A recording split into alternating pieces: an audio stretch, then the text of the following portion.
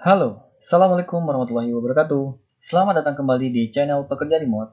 Melanjutkan video sebelumnya, kita sudah membahas tentang apa yang akan kita buat, lalu apa saja yang akan kita pelajari. Di video kali ini, kita akan mempelajari dasar-dasar bahasa tampilan dan bahasa pemrograman website.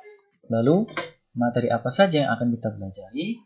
Yang pertama, kita akan mulai belajar HTML dan CSS dulu. Ini adalah basic bagi teman-teman jika ingin belajar untuk menjadi seorang web developer, yaitu kita akan belajar membuat rangka dan tampilan web yang statis. Kemudian kita akan belajar jQuery. Fungsinya dia akan membuat website kita menjadi lebih interaktif dan hidup. Setelah itu kita akan belajar menggunakan framework CSS, yaitu yang paling mudah dan paling banyak digunakan, yaitu Bootstrap. Kemudian kita juga setelah kita belajar membuat tampilan yang cantik, kita juga akan belajar bahasa pemrograman PHP. Jadi di materi HTML, CSS, Bootstrap itu materi tentang tampilan, sedangkan di jQuery serta PHP itu sudah masuk ke logika. Lebih tepatnya di PHP, di mana di situ nanti akan menjadi pusat logika, algoritma, dan berbagai proses yang terjadi di sisi server. Kemudian kita juga akan belajar tentang MySQL, di mana kita bisa mengolah data, dan kita juga nanti akan belajar query-query di SQL. Bagaimana cara menambah, menampilkan, menghapus, dan mengubah data. Gitu ya. Nah, di sini di materi CRUD kita akan belajar mengkombinasikan HTML, CSS, Bootstrap, PHP, dan MySQL menjadi satu, yang dimana di situ nanti kita akan membuat operasi CRUD, create, read, update, dan delete suatu data. Dimana kita bisa membuat website yang dinamis, nggak cuma statis. Nah, sebelum kita lanjut, ada prasyarat. Yang pertama, teman-teman harus sudah memiliki teks atau kode editor. Salah satunya yaitu Visual Studio Code yang saya pakai ya. Teman-teman juga bisa menggunakan Sublime Text, Atom, dan sebagainya. Tapi saya sarankan teman-teman gunakanlah Visual Studio Code ya, karena lebih mudah dan banyak sekali extension-nya. Kemudian teman-teman juga boleh memasang software untuk local server dan DBMS. Saya sarankan teman-teman bisa menginstal yang Exam saja. Fungsinya apa? Fungsinya adalah agar kita bisa membuat website di komputer kita, alias di lokal. Jadi tanpa perlu beli hosting maupun domain, kita sudah bisa membuat website. Yang terakhir, saya harap teman-teman sudah bisa mengoperasikan dasar-dasar penggunaan laptop ya, seperti membuat folder, merename folder, memindah-mindah file, mengcopy, melakukan hapus. Jadi teman-teman kalau bisa ya sudah bisa gitu, enggak. Kalau bisa ya teman-teman sudah paham lah, tidak kaku gitu ya. Kita langsung saja mulai dengan membuat folder di, terserah teman-teman bisa taruh di dokumen, di download maupun di desktop. Saya taruhnya di drive F, kemudian saya buatkan folder tutorial.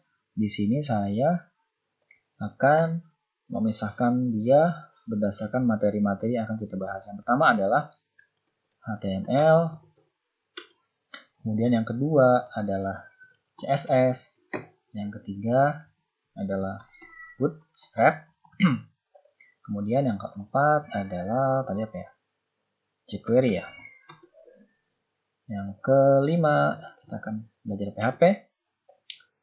Lalu yang keenam kita akan belajar MySQL sekaligus CRUD kali ya, atau di sini aja kali ya, CRUD.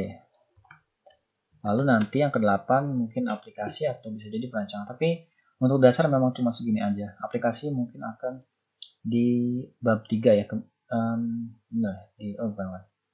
Nanti untuk yang aplikasi bukan di sini ya. Jadi ini adalah materi-materi dasar kita di section belajar dasar ini. Inilah materi yang akan kita pelajari.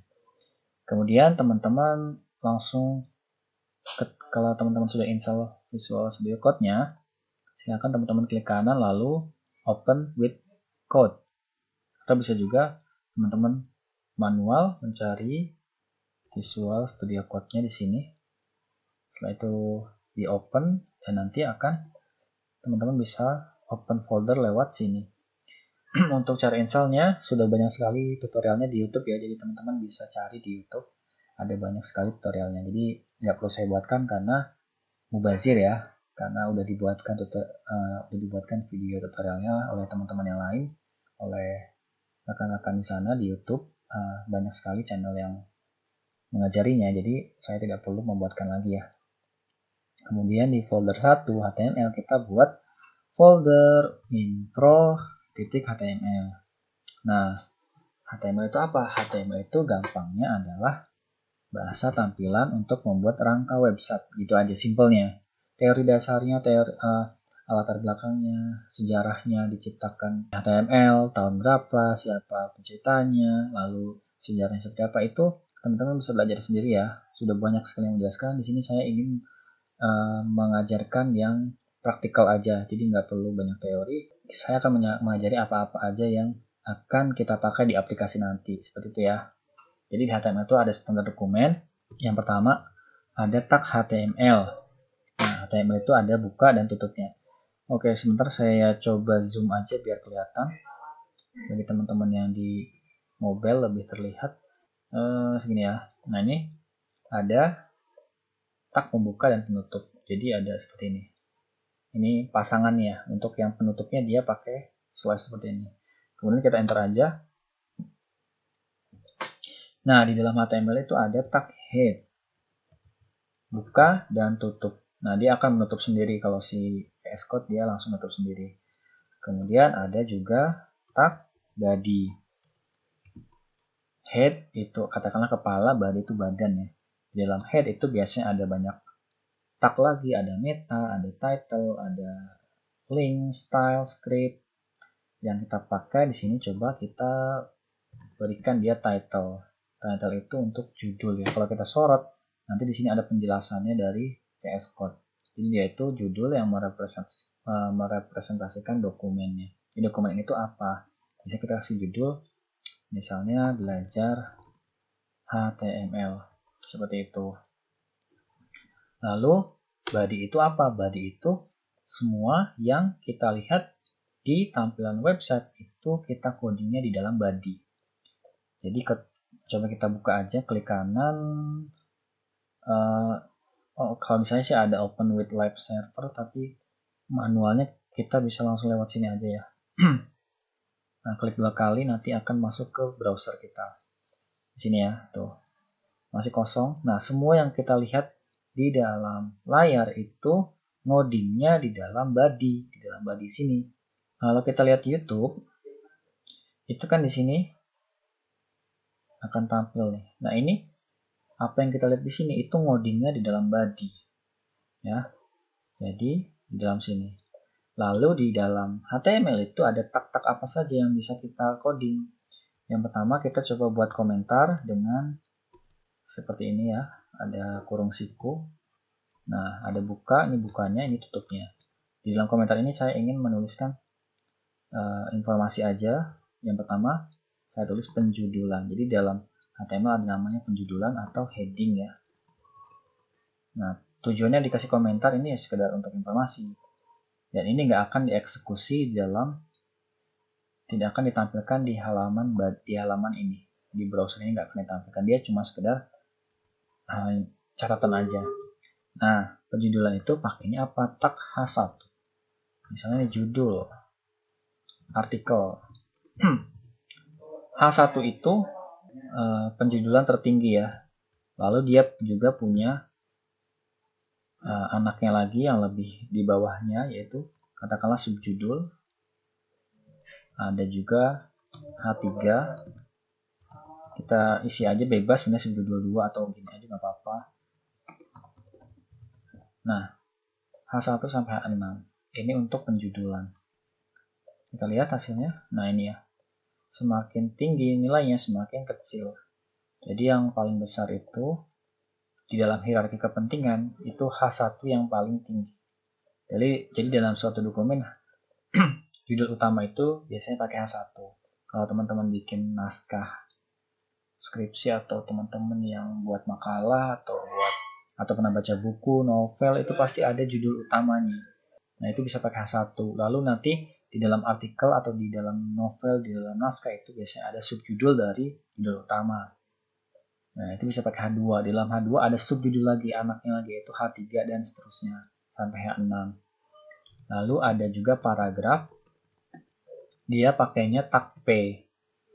Jadi paragraf itu pakainya tag P. Kita boleh ngetik apa aja di sini, paragraf di dalam judul. Ya, biasanya kan di sini di sela-sela sini ada paragraf. Tapi saya pisahkan aja ya, nanti aja. Jadi kita pisahkan di sini. Nah, ini akan menjadi suatu paragraf.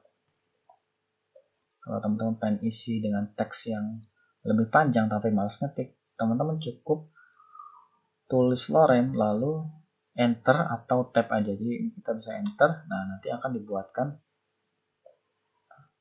kalimat yang sepanjang ini. Biar nggak perlu nyekrol ke kanan, teman-teman cukup tekan Alt Z. Nah, nanti dia akan nge-wrap ke bawah. Kemudian misalnya saya mau buat P lagi, baris paragraf 2, tapi panjangnya cuma 20 kata aja, set. Nah, lebih pendek ya. Nah, kita lihat hasilnya. Nah, ini hasil dari P. Paragraf pertama, ini paragraf kedua. Kalau saya pengen dia enter, di bagian sini ada enter ke bawah, ini bisa kasih BR atau break. Tek. Nah, dia akan putus di break, dipatahin, dan dia akan turun ke bawah. Kalau teman-teman nulis di Word kan nanti ada tuh pasti ada enter atau shift enter. Nah, itu bisa pakai BR ya. Ini bisa pakai BR. Kalau enter biasanya kan ganti paragraf, tapi kalau shift enter biasanya kita punya teks seperti ini. Nah, ketika nulis gini, itu paragraf pertama, ini paragraf kedua. Tapi kalau teman-teman pakai break, itu dia pakai shift enter. Nah, dia masih di paragraf pertama, tapi cuma ganti baris aja, seperti itu. Lalu, kalau saya pengen dia yang si Ahmed ini tebal, misalnya ini ada tebal, kan biasanya dikasih ini ya, bold ya. Nah, ini kan jadi tebal. Maka di sini juga bisa dikasih, yaitu yang ini dibungkus oleh B, tag B. B-nya buka di sini, tutup di sini. Nah, seperti itu ya. Hasilnya gimana? Ya ini seperti itu. Bold. Ditebal. Lalu kalau kita mau underline, ya ini bisa dibungkus oleh tag I buka dan I buka dan I tutup di sini. Hasilnya, nah ini ya. Kemudian kalau kita mau pakai underline, ya ini bisa dibungkus oleh U. Nah, hasilnya seperti ini ya. Kemudian kalau misalnya kita mau buat ini dicoret, maka bisa pakai tab del. Seperti itu. Nah, ini. Lanjut, kita akan buat tag apa lagi ya? Yang bakal kita pakai nanti. Tag image aja ya, image atau gambar. Nah, nggak seperti tag-tag HTML lain. Kalau image itu dia tidak memiliki pasangan. Nah, dia seperti ini ya. Tapi dia wajib atau seperti ini. Nah, dia langsung tutup dirinya sendiri. Jadi nggak pakai pasangan. Tapi dia wajib pakai atribut src atau source-nya. Jadi ini itu tag HTML atau elemen HTML. Sedangkan yang ini adalah atribut. src itu apa? Ya source-nya. Kita mau menampilkan gambar dari sumber yang mana. Kalau di sini kita punya file, kita bisa arahkan. Coba saya cari dulu filenya. Nah, ini coba saya copy, klik kanan copy atau Ctrl C, pindahkan ke sini. Kita paste ke sini. Berarti kan ekstensinya room.jpg. Nah, room.jpg. Terus saja room.jpg. Hasilnya, nah seperti ini. Kemudian kalau dirasa terlalu lebar, kita kasih atribut lagi, yaitu width, misalnya 200 pixel. Nah, jadi ukurannya 200. Lalu ada atribut, biasanya ada atribut ALT, alternatif. Jadi kalau seandainya kita file ini not found atau koneksinya lola atau bermasalah, biasanya akan muncul gambar pecah dan ada teks alternatif. Misalnya ini gambar ruangan, memang nggak kelihatan, tapi kalau misalnya katakanlah ini koneksinya lola, kalau akses internet koneksinya lola, atau mungkin ininya nggak ada filenya, sudah terhapus, misalnya nggak ada nih ya, katakanlah nggak ada, ya, file ini nggak ada gitu ya, maka dia akan menampilkan icon gambar pecah dengan teks alternatifnya. Ini buat ngasih informasi ke pengunjung bahwa di sini tuh sebenarnya ada gambar. Cuma bisa jadi koneksi kita yang lambat sehingga lama termuatnya, atau mungkin karena gambarnya sudah hilang atau dihapus gitu ya. Kita kembalikan. Kemudian selanjutnya ada tag anchor, atau tautan atau link, bebas lah ya. Nah ini pakai tag A. Tag A ada buka tutupnya, tapi dia wajib pakai atribut. Nggak wajib sih, tapi A itu kan fungsinya untuk nge-link, untuk navigasi, pindah-pindah halaman atau pindah tujuan ke link eksternal maupun lokal. Jadi biasanya href itu ada isinya, walaupun kadang nggak ada. Tapi coba kita buat dia mengarah ke http google.com misalnya. Nah ini kasih teksnya, klik saya. Maka ketika diklik, coba kita klik, dia akan mengarah ke google.com. Nah ini di pojok kiri bawah itu ada google.com. Kalau diklik, nah dia akan mengarah ke Google. Seperti itu. Nah, kemudian kalau misalnya kita mau ketika diklik ini buka tab baru, maka cukup kasih atribut target. Ada banyak. Kita coba pakai blank. Kalau diklik dia akan buka tab baru. Open new tab. Set. Nah, dia buka tab baru tapi tab ininya tetap di sini. Gitu ya. Kalau kita mau pindah ke halaman lokal, misalnya saya mau buat href ke halaman lain. Coba saya buat file dulu, halaman lain .html. Ini kita buatkan dokumen HTML, ini halaman lain gitu ya. Lalu kita kasih H2, selamat datang di halaman lain. Gitu aja. Maka tinggal kita isi aja hrefnya ke halaman lain .html, kasih teks di sini, labelnya misalnya pindah halaman. Nah, kalau ini diklik dia akan pindah halaman ke halaman lain, ke sini. Gitu. Nah, di sini juga kita bisa menyisipkan tag anchor juga di sini. Misalnya kita mau balik lagi, kembali ke halaman utama misalnya. Berarti ini hrefnya ke mana? Ke intro.html. Kalau diklik, kita reload. Kalau diklik, dia akan balik. Tuh. Klik. Nah, dia akan jadi suatu navigasi untuk pindah-pindah halaman ya. Oke. Lanjut. Ini kayaknya terlalu ini. Nah, ini. Lalu yang berapa nih?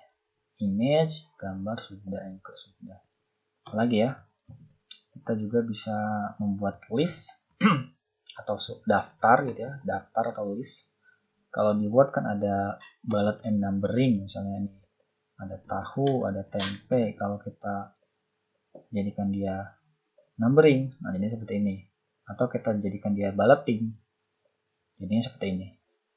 Nah itu gimana kalau di HTML? Ada namanya tag. Yang pertama itu ada OL. Lalu dalam ini suatu list, pembungkus suatu list yang dia punya item. li atau list item. List item. Misalnya ini tahu. Lalu ada li lagi, tempe. Ada li lagi. Apa ya? Beras. Apa bebas lah ya. Sayur gitu ya. Nah, ini hasilnya seperti apa? Nah, ini ya, tuh. Ada penomorannya. Lalu ada juga yang namanya OL. Ini misal sama deh, kita samain aja ya. Kopas. Hasilnya seperti apa? Sorry, ke OL sih, UL ya. UL. Ada namanya UL. Jadi ada OL, ada UL. Kita lihat hasilnya. Nah, seperti ini. Bedanya apa? OL itu dia ada nomornya, UL itu nggak ada. Berarti ini yang numbering, yang ini bulletin. Berarti OL itu apa? OL itu ordered list. Jadi list yang berurutan. Alias ada penomorannya. Sedangkan yang UL berarti kebalikannya, unordered list ya. Alias tidak berurutan. Biasanya yang unordered list itu list yang nggak perlu ada urutannya, kayak tahu, tempe, beras, sayur itu kan sama-sama bahan makanan ya, jadi nggak penting urutannya apa. Tapi yang pakai OL biasanya itu data yang mementingkan urutan, seperti misalnya siswa berprestasi atau ranking siswa yang pertama, penerima beasiswa yang ranking pertama, misalnya si siapa gitu, misalnya Budi, yang kedua Anton, yang ketiga Siti, yang keempat siapa ya, Denny. Nah, itu kan mementingkan urutan. Kalau yang nggak perlu urutan biasanya pakainya UL. Nah, fungsi UL juga biasanya dia dipakai sebagai menu. Kayak coba kita buka YouTube. Nah, ini kan sudah ada menu. Ini kan dia dibuatnya pakai ULLI. Begitu juga dengan yang ini. Begitu juga dengan yang ini. Ini juga kan suatu list. Ini ke bawah, yang ini listnya ke samping. Itu bisa dimanipulasi pakai CSS. Kalau ini kita klik kanan, coba nih taruh ke bawah, di kanan inspect ya. Nah, ini kalau kita lihat, ini nggak pakai UL ternyata ya. Dia pakai apa ini? Oh, dia pakai komponen ini. Dia pakai komponen custom. Ini kayaknya pakai ini deh. Tuh, dia pakai, nggak, ini kan bukan tag HTML ini. Ini custom komponen, dia pakai framework nih biasanya. Oh iya nih. Ini YouTube baru nggak ada ininya, nggak ada listnya. Coba yang ini. Sebenarnya itu kan list juga tuh kan. Coba kita cari yang yang masih HTML murni. Apa ya? Twitter kali ya, atau Facebook. Atau kita cari websitenya Bootstrap. Kita buka. Nah, ini kan pakai list. Kalau nggak percaya kita klik kanan, inspect. Nah, ya kan? Dia pakai UL. LI di dalamnya ada anchor. Kenapa ada anchor? Ya karena ini kan navigasi. List navigasi. Maka di sini di dalam LI ada anchornya yang mengarah ke halaman lain. Kalau diklik masuk ke halaman lain. Seperti itu ya. Nah, ini juga ada nih. Nah, ini juga suatu list nih. Nah, set. Ini kan list juga tuh. Seperti itu. Kemudian apa lagi ya? Kayaknya ini aja deh. Ini salah satu tag yang paling sering kita pakai nanti ya. Jadi untuk tag-tag lainnya mungkin akan kita skip dulu.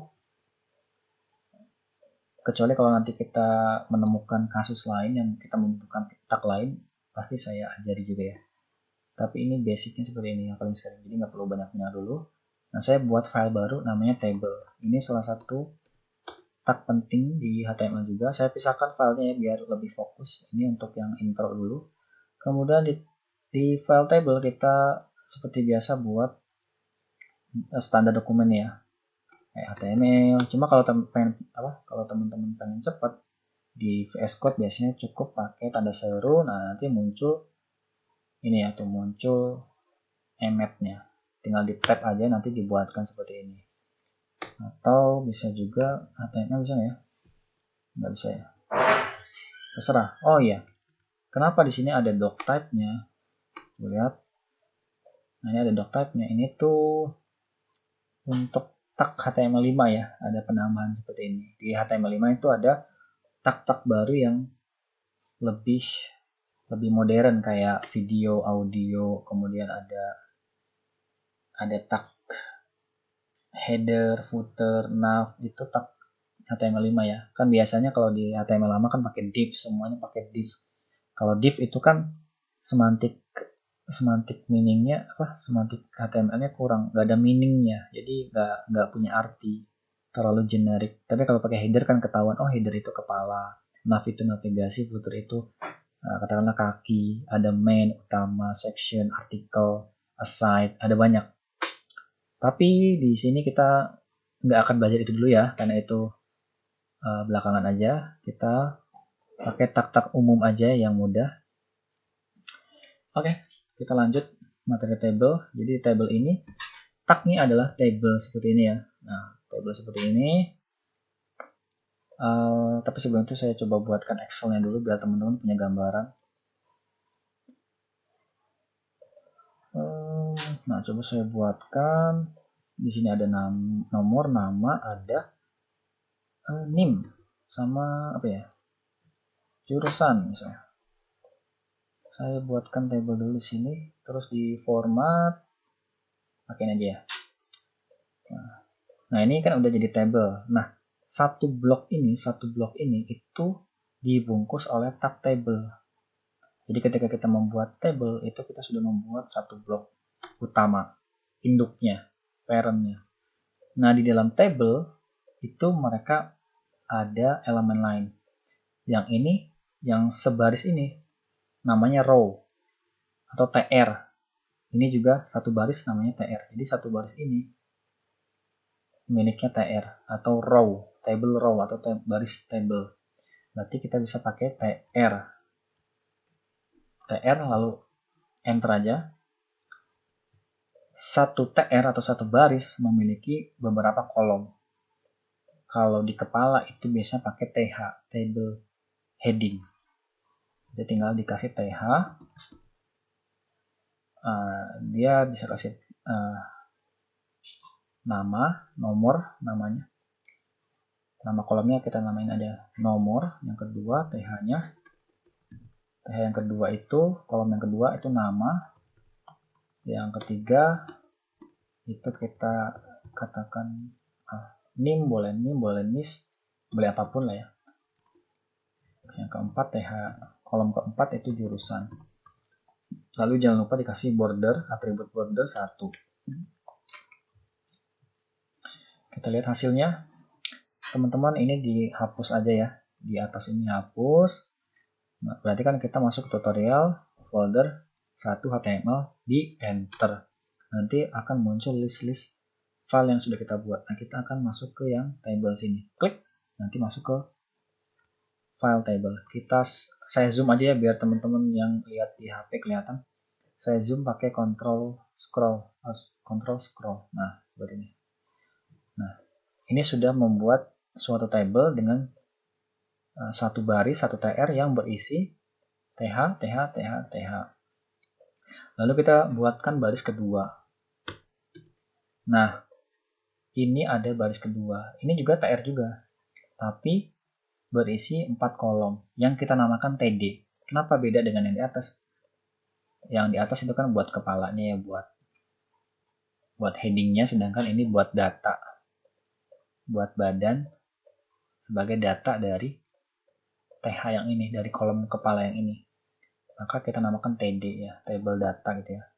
Nomor 1, Lalu namanya, jadi urutan nomor 1 datanya. Nama, judulnya nama. Datanya apa? Namanya misalnya Arbi. Lalu NIM-nya. Berarti 1, 2, 3, 4, 5, 6 misalnya. Lalu jurusannya. Misalnya teknik informatika atau apa ya, terserah. Nah, coba kita lihat hasilnya. Nah, ini ya.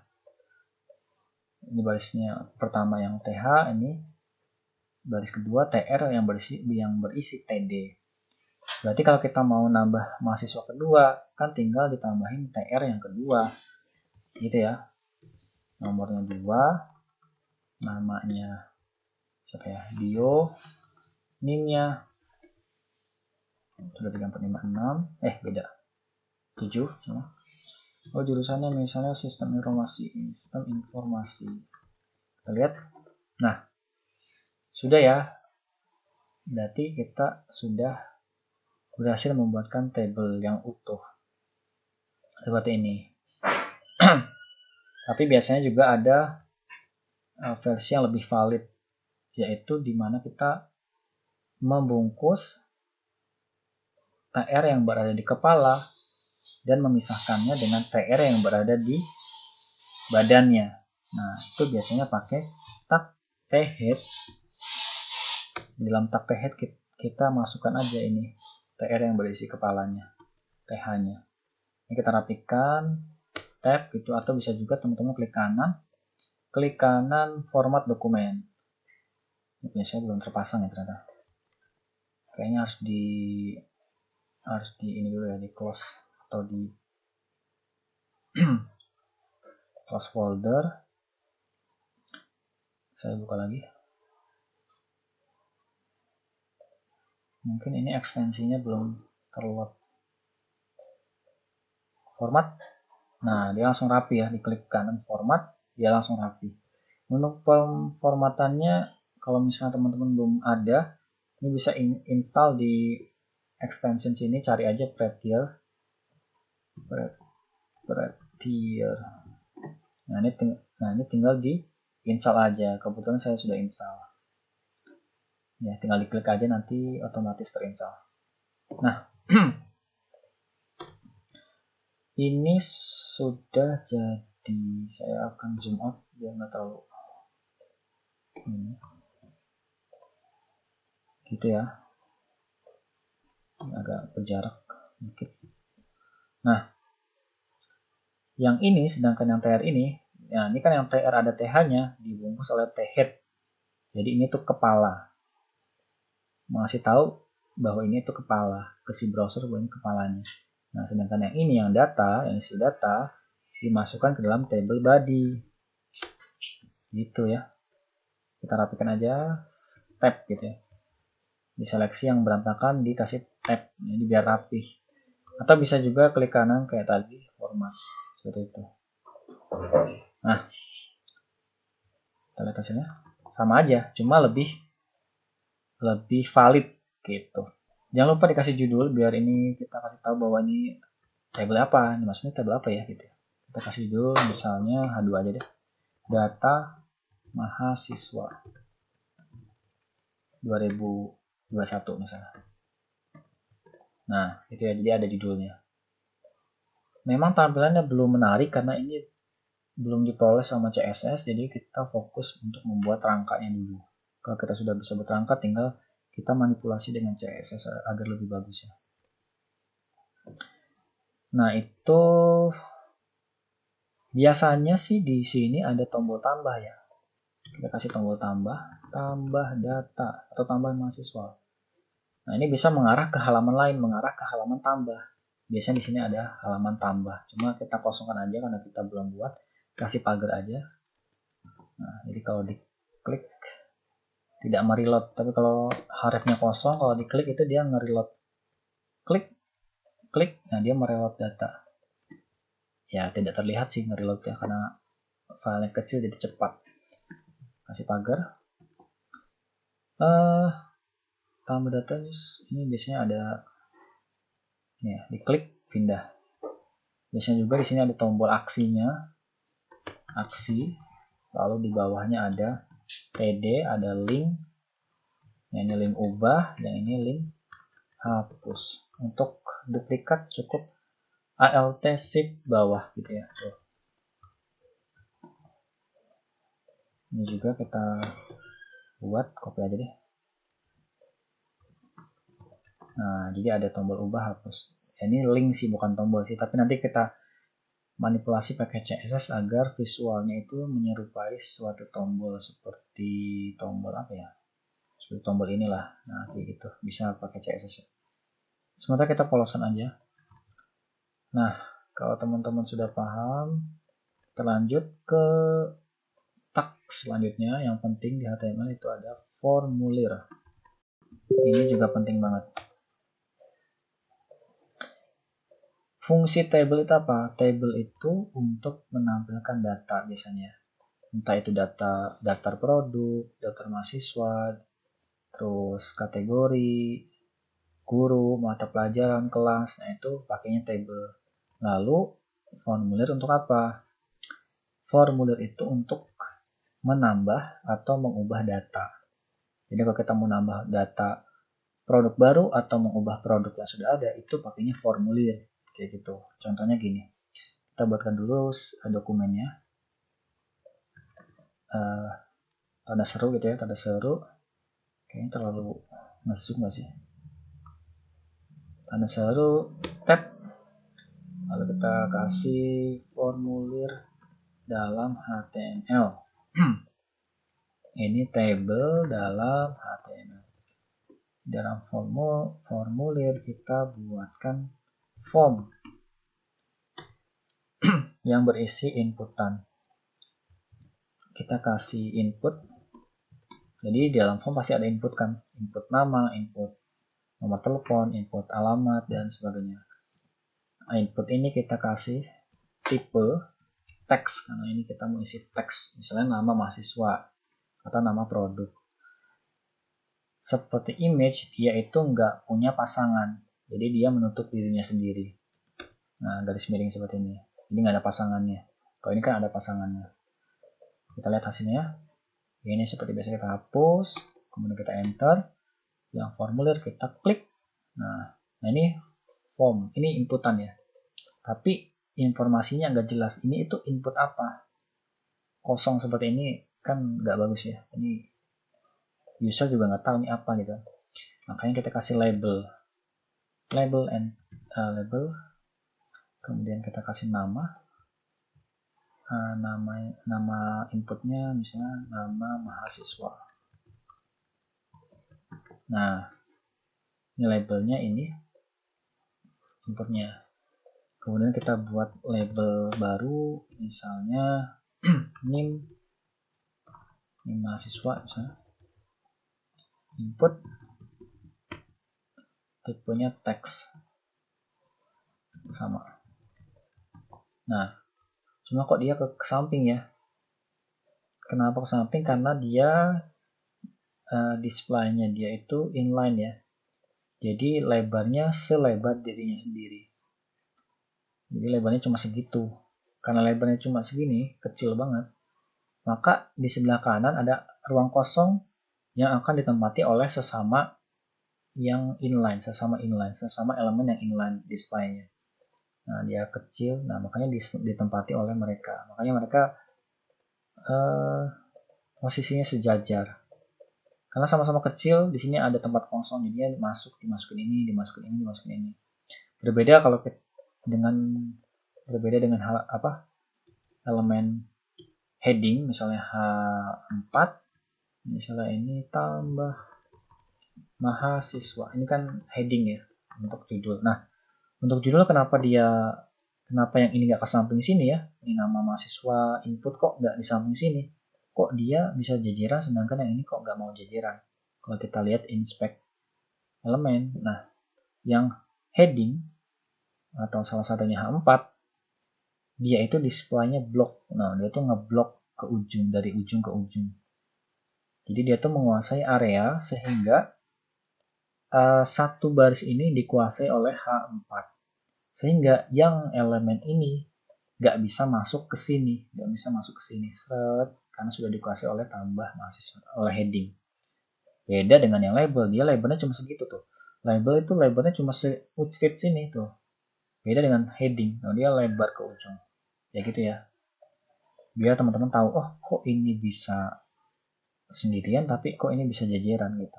Nah, kalau kita pengen dia turun ke bawah, ya gampang, cukup dikasih BR. BR juga sebenarnya bisa menutup dirinya sendiri seperti ini. Tapi nggak wajib sih. Cuma lebih bagus sih ditutup langsung seperti ini gitu. Nah, dia langsung turun ke bawah. Cuma memang BR itu kan untuk ganti baris ya di paragraf. Nggak bagus seperti ini.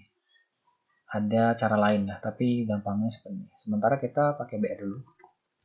Kemudian ada misalnya BR lagi. Ada label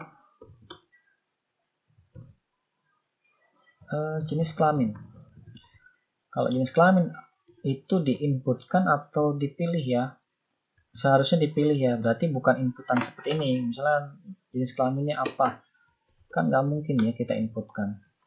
Nggak mungkin kita inputkan. Bisa aja dia nulisnya laki-laki. Lalu ketika inputkan data lain, L. Ketika inputkan data lain, gini, tipe misalnya. Kan jadi datanya nggak seragam ya. Jadinya rusak. Jadi pastikan jenis kelamin atau elemen-elemen yang hanya boleh dipilih itu kita pakainya tag select gitu. Tag atau elemen select pilihan. Nah, dia ada pilihan. Cuma yang mau dipilih apa? Optionnya nggak ada. Berarti kita enter, kasih option, enter. Nah, ini misalnya laki-laki. Lalu opsi yang kedua perempuan gitu ya. Gitu ya, tuh. Lalu, apalagi ya kira-kira data lainnya? Nama, NIM itu biasanya kan nomor ya. Jadi kita tipenya ganti number aja ya. Walaupun nggak wajib sih. Jadi hanya menerima number. Boleh teks, boleh number, terserah. Jenis kelamin, kemudian alamat ya, alamat mahasiswa. Boleh mahasiswa, boleh siswa, boleh juga produk. Bebas ya, terserah. Kalau alamat itu kan biasanya lebar ya, kita pakai text area aja biar space-nya lebih luas. Karena kalau input kan sempit ya, dia nggak bisa nerima enter. Dia cuma bisa ke kanan terus. Jadi kalau misalnya alamatnya panjang, kita susah, agak kesulitan melihatnya. Makanya kita pakai text area agar dia lebih lebar, karena kan area. Jadi dia bisa nerima enter. Kalau kita klik, kita enter, dia mau. Tuh kita enter, dia ada scroll juga. Jadi kalau kita lihat gampang seret. Nah, bisa geser. Oh, sorry. Kita lebarkan ya. Nah, ini bisa dilebarkan gini. Tuh. Ini biasanya text area itu biasanya buat kayak kalau kita mau update status di Facebook atau nge-tweet di Twitter atau nulis caption itu pakainya text area ya. Kalau di Instagram pakainya sebenarnya itu kayak semacam area lah. Ya mungkin di Android namanya bukan text area. Bisa jadi, saya kurang tahu ya. Kalau nggak salah entah text view atau text fill atau apa, saya lupa. Seperti itu. Nah, kemudian kita lanjut, misalnya kita kasih foto mahasiswa. Foto berarti file ya. Dia juga inputan, tapi tipenya bukan file. Tipenya adalah tipenya bukan teks tapi file. Kalau tipenya file, nanti di sini ada kayak tombol untuk pilih file, untuk nge-browsing ke explore. Nah, jadi kalau diklik dia membuka pop-up jendela Windows seperti ini untuk mencari file mana nih yang mau kita upload. Nah, misalnya ini. Tapi ini hanya sekedar milih-milih aja. tapi nggak benar-benar ngupload karena memang belum ada pemrosesnya. Yang memproses proses upload dan penyimpanan data-data mahasiswa ini siapa? Ya si PHP. Nanti ya, ini kita masih HTML, belum ke PHP. Kemudian misalnya kita udah inputin data nih, terus nyimpannya kemana? Di sini nggak ada tombol. Kita bingung nih, ini mau ngapain? Nggak ada tombol. Makanya di bawah kita harus kasih tombol, pakai tag button gitu ya. Tipenya kasih teks. Ada banyak sih, ada button, ada teks, ada button, ada reset, ada submit. Karena tombol ini kan untuk mengirim data, pakainya submit ya. Simpan gitu ya. Reload. Nah, kalau diklik dia akan melakukan proses request ke server. Cuma memang belum ada. Pemrosesnya belum ada. Jadi ya cuma ngeblank aja gini. Oke. Biasanya di sini ada tombol kembali ya. Kembali misalnya. Kan dia mau nambah tapi dia pengen balik nih. Kembalinya ke halaman lain. Kalau diklik ini akan kembali ke halaman lain. Misalnya ke halaman table tadi. Halaman table. Coba ya kita tulis saja table. Kalau diklik dia akan halaman klik kembali ya. Nah kalau ini diklik kita maunya di halaman formulir gitu. Coba ya. Kita kasih apa tadi? Formulir. Maka ketika tombol tambah diklik dia akan ke halaman form. Kalau ini kembali diklik dia akan balik. Nah berarti kan jadi navigasi tuh. Enak kan? Udah mirip ya, udah hampir berfungsi. Cuma memang belum bisa mengolah data gitu. Masih statis, masih hard coding. Kita codingnya manual. Terus apa lagi ya? Ini nanti kita coba percantik ya pakai CSS. Setelah itu apa lagi ya? Kalau di HTML itu table, formulir sudah. Ada juga div. Div itu apa tadi saya belum jelaskan ya. Div itu katakanlah gampangnya gini ya. Dia itu divisi gitu deh. Atau divider. Pembagi. Atau bisa juga dia itu pembungkus. Atau kotak kayak gitu. Area. Bebas lah. Jadi dia tuh kotak atau area yang membagi atau yang membungkus kumpulan elemen yang dia bungkus ke dalam. Jadi dia bungkus agak lebih rapi. Ya, si div itu tugasnya ngebungkus. Coba kita buka website Bootstrap. Kalau kita klik kanan atau nggak usah dulu deh. Nah kalau kita lihat di sini, ini yang warna ungu, navbar yang warna ungu ini itu sebenarnya dibungkus oleh div. Yang di dalam div itu ada elemen lain, ya ini yang UL. Ini juga bisa jadi ini div pembungkus ya, yang ngebungkus list-list dari menu-menu ini. Di dalam sini juga ada div-nya, bisa div, bisa main, pokoknya pembungkus di sini tuh. Di sini juga ada div lagi. Jadi ya halaman website biasanya terdiri dari kumpulan div. Walaupun ada tag pengganti untuk div yang lebih spesifik kayak untuk navigasi bukan div lagi tapi nav. Di sini juga paling nav atau apa ya. Di sini biasanya kalau konten utama bisa pakai main untuk gantiin div, lebih spesifik, lebih informatif buat si browser. Tapi intinya div, suatu pembungkus di sini. Ada banyak div. Bahkan di sini pun ada div lagi nih, div. Jadi dalam halaman pun ada banyak div. Div dalam div. Di dalam div ada div lagi. Seperti itu. Dia tujuannya buat ngebungkus saja. Coba kita klik kanan. Inspect. Nah ini header. Ini header itu dulu pakainya div. Cuma di HTML5 biar lebih spesifik, biar lebih jelas, dikasih tag tertentu. Tag tambahan itu ada header, ada nav, ada footer, ada main, ya ada footer. Tapi kita tetap nanti buat belajar pakai div aja ya, biar nggak terlalu banyak mikir. Pokoknya div gitu aja, pembungkus udah gitu. Ini juga ada div, nav, ada di dalam nav ada div tuh kan, banyak banget divnya. Jadi dia tuh ngebungkus-bungkus. Nah di dalam div itu dikasih kelas tuh, ada container, ada bg subnav, ada navbar, ada container. Lalu di dalam container ada apa lagi nih? Ada div lagi, collapse. Nah, per collapse. Nah, itu katakanlah div itu ya pembungkus atau folder gitu lah. Folder yang nggak bungkus elemen tertentu biar lebih rapi. Dan dia biasa dikasih kelas. Katakanlah sebagai nama. Ini kita buat div punya kelas. Misalnya kotak. Di dalam kotak itu ada heading 2 misalnya. Ini nama produknya misalnya jaket. Jaket bagus ABX001. Harganya misalnya Rp 200.000. Lalu ada P, ini deskripsi singkatnya. Ini deskripsi produknya, lalu di sini ada link.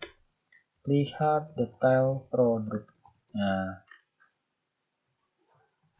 kira-kira udah ada gambaran belum? Jadi div itu kayak pembungkus yang ngebungkus kumpulan elemen yang relevan sama kontennya. Jadi kontennya ya di sini kan kontennya kayak sebuah katalog lah, katakanlah katalog, kumpulan katalog produk. Nah ini kan dibungkus kayak gini kan lebih rapi daripada kalau nggak pakai bungkus. Misalnya kalau nggak pakai bungkusan gini, di sini produk pertama, di sini produk kedua, kan tercecer, nggak rapih ya, kayaknya aneh banget gitu. Makanya dibungkus oleh div gitu. Nanti kita sambil jalan, kita sambil praktek biar lebih paham ya. Kurang lebih seperti itulah div itu. Lalu kayaknya materi HTML sudah selesai ya. Ini cukup singkat dan praktis. Jadi yang kita pelajari barusan adalah yang penting-penting aja. Nanti kalau misalnya di tengah jalan ada tab yang kita butuhkan ya nggak apa-apa. Sambil jalan aja, sambil praktek. Oke.